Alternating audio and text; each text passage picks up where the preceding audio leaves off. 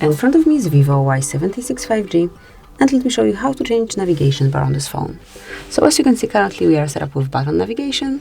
To change it and, for example, apply gesture navigation, you need to open the settings, then in search area enter navigation. It's the quickest method. Or maybe navigate. Okay, system navigation. And now pick the top icon, which is system navigation, obviously. And smoothly by using this second switcher, you can activate gesture navigation. And from now on, you can smoothly use gestures to use your device to navigate it. Obviously, if you tap, slide it up and hold it for a while, you will be able to see all the currently opened apps. Then just one sliding up will redirect you to home screen, and then to go back smoothly, slide from right to left or from left to right of the edges, like this. Wakey. Okay, so let me show it to you on the settings.